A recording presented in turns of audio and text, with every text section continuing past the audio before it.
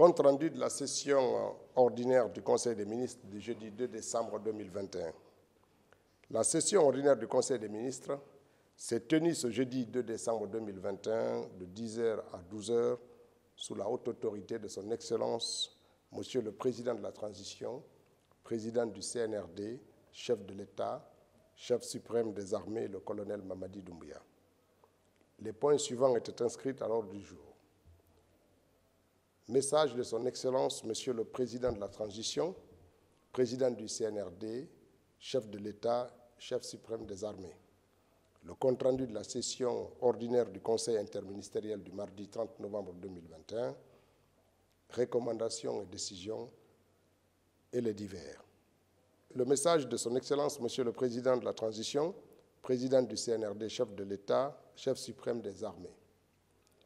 Son Excellence, Monsieur le Président de la Transition, le colonel Mamadi Doumbouya, déplore la persistance du manque d'eau potable à Conakry et environ et instruit à son ministre de l'Énergie, de l'Hydraulique et des Hydrocarbures de mener une réflexion stratégique globale en vue de règlement durable de la crise de distribution de l'eau dans la capitale. Le chef de l'État invite également son ministre en charge de l'urbanisme, de l'habitat et de l'aménagement du territoire à mener conjointement avec le ministre des Finances et du Plan une réflexion sur l'arrêté conjoint concernant les baux amphithéotiques.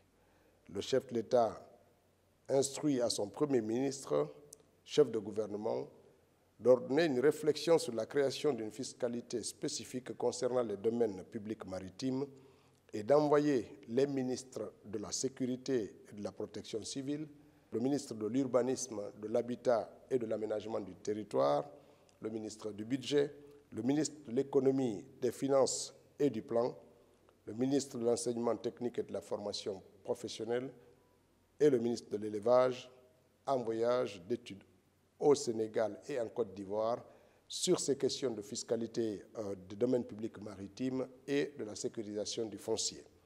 Son Excellence, Monsieur le Premier ministre Mohamed Beavogui, souhaite également la mise en place d'une fiscalité spécifique sur les logements vides afin d'accroître l'offre de logements dans la capitale et ainsi augmenter la disponibilité d'appartements et réduire les prix. Son Excellence, Monsieur le Président de la Transition, à la fin de son message, invite les membres de son gouvernement à soutenir notre compatriote candidate à l'élection Miss Monde, Mademoiselle Sarah Ba.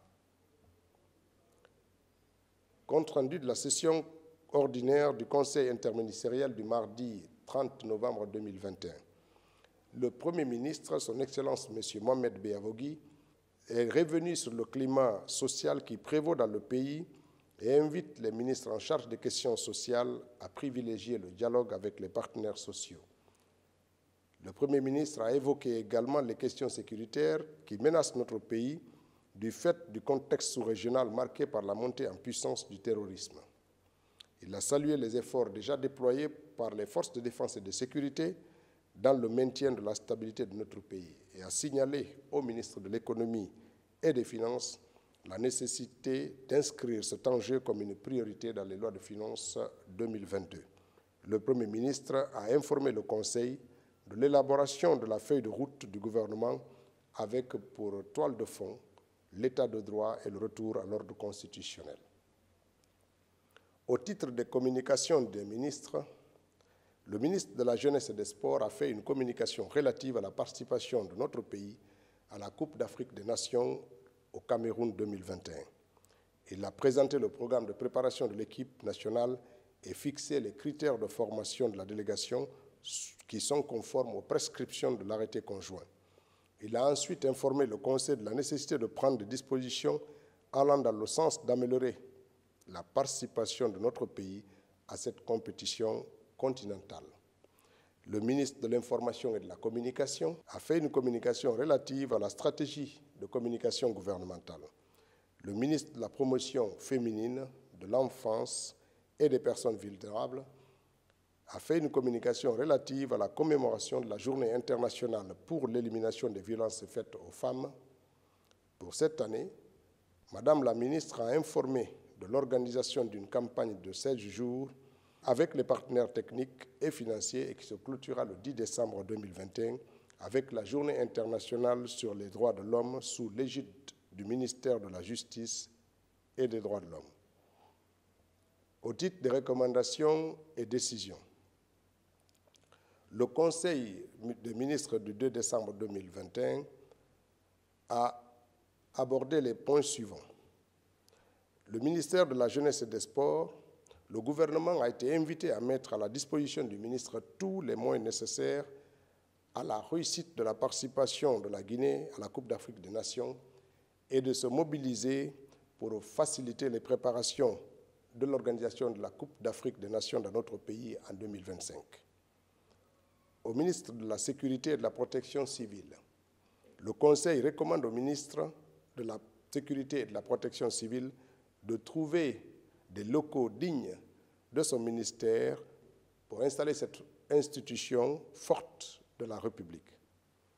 Le ministre des Infrastructures et des Transports, le Conseil invite le ministre des Infrastructures et des Transports à prendre toutes les dispositions utiles pour la finalisation de la route Koya-Dabola qui constitue une des principales priorités du gouvernement. Le Conseil demande également au ministre des Infrastructures une plus grande surveillance des travaux d'amélioration de la voirie à Conakry et le chef de l'État informe le Conseil de la signature de l'ordonnance concernant le CRIEF, la Commission de répression des fraudes économiques. Le Premier ministre demande ainsi de créer une synergie entre toutes les structures de lutte contre la fraude économique.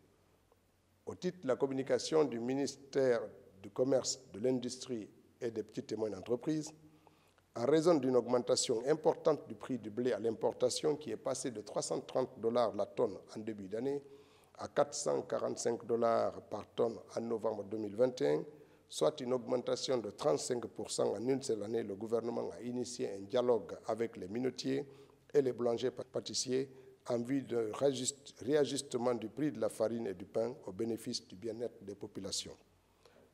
Il espère un aboutissement de ce dialogue dans les prochains jours. Sur les divers, le ministère des Affaires étrangères, de la coopération internationale et des Guinéens de l'étranger, la République de Guinée a participé au Forum sur la coopération sino-africaine qui s'est tenu à Dakar du 29 au 30 novembre 2021. Le forum a été conclu par 4 résolutions. Un plan d'action 2022-2024, la vision 2035 pour la coopération Chine-Afrique, la déclaration de Dakar pour la 8e conférence ministérielle du Forum, la déclaration sur la coopération sino-africaine sur le changement climatique. En marge de ce forum, la délégation guinéenne a rencontré le conseiller d'État ministre des Affaires étrangères chinois, M. Wang Yi, ainsi que le ministre du Commerce chinois, M. Wang Wentao. La délégation s'est également entretenue avant de quitter la capitale sénégalaise avec les représentants de la communauté guinéenne vivant au Sénégal. Au sujet de la Journée internationale de lutte contre le VIH-Sida, Son Excellence, Monsieur le Président de la Transition, invite les membres du gouvernement à s'impliquer fortement dans la campagne de sensibilisation sur cette pandémie en mettant en avant les progrès réalisés dans les soins et la disponibilité de l'accès aux soins dans notre pays. Ministère de la Fonction publique et de l'Emploi. Le Conseil invite tous les ministres à instruire à leurs directeurs de ressources humaines à s'impliquer activement dans l'assainissement du fichier de la fonction publique. Le Conseil des ministres.